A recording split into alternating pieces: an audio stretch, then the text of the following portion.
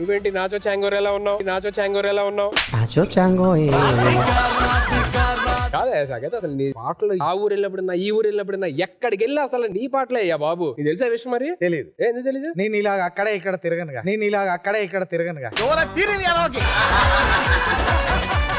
ఏంటమ్మా దూరం దూరం వెళ్తావు? నేను చాలా మంచి ఎక్కడ చెప్తాది. అక్కనే దూరంగా ఉండనున్నది.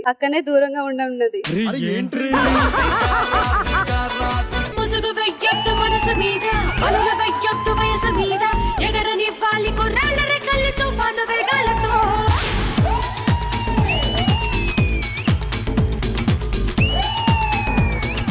నీకేం కావాలి? అంతేనా? ఇంకేం కావాలి? కుదిరితే 4 డైలాగులు, వీలైతే ఒక ప్రోమో. నేను నా సిద్ధును వెతుక్కుంటూ వచ్చాను. మరి ఎక్కడికి ఎందుకు వచ్చావు? అమ్మగారు ఏమంటారు? సిద్ధు అంటారు. మరి నా సిద్ధు నువ్వే కదా. సిద్ధు ఇంకేంది గుద్దు.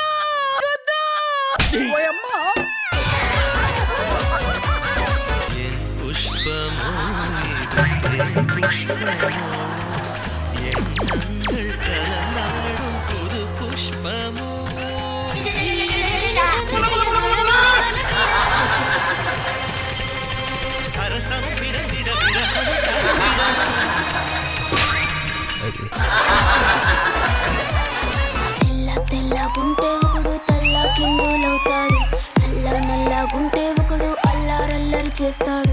తెలుపు నలుపు కాదు మీకు రంగుతో పని ఏముంది అంటావా మావా?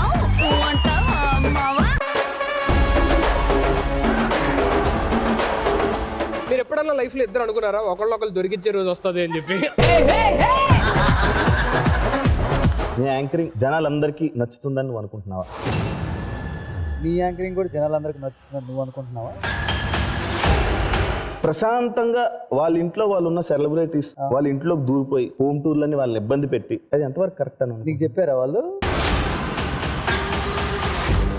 హెల్త్ కి సంబంధించి ఒక సర్జరీ అయింది. సర్జరీ అయిపోయిన 5-6 డేస్ తర్వాత నేను మిర్రర్ లో చూసుకున్నప్పుడు అయిపోయింది. ఇంకా వేరే ఎవరెవరో తండ్రి చూస్తే వాడు నా తండ్రి నాకు హీరో అని చెప్తే నాకు చాలా బాధగా అనిపిస్తుంది. అలాంటి తండ్రి నాకు దొరకలేదు కదా అని చాలా బాధపడతాను. నేను చచ్చిపోయేదాకా కూడా మా ఆయననే హీరో, దేవుడు అన్ని. నా last 2 years is very tough for us. ఒక మనిషి మన వెనక నిలబడి నువ్వు వెళ్ళు నీకు ఏదైనా నేను ఉంటాను అనే ధైర్యాన్ని ఇచ్చాడు ఆయన. అన్నయ్యకి జీవితాంతం కాదు 10 జన్మలు ఎత్తినా గానీ తమ్ముడిగా పుట్టాలని నేను కోరుకుంటాను.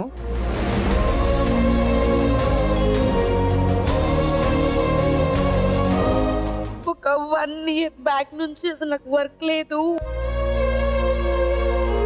Love breakup, car accident. నేను నిజంగా చెప్తున్నా, నేను మా అమ్మ తర్వాత ఎవరికైనా నా హార్ట్ఫుల్ గా నేను థ్యాంక్స్ చెప్పాలంటారు.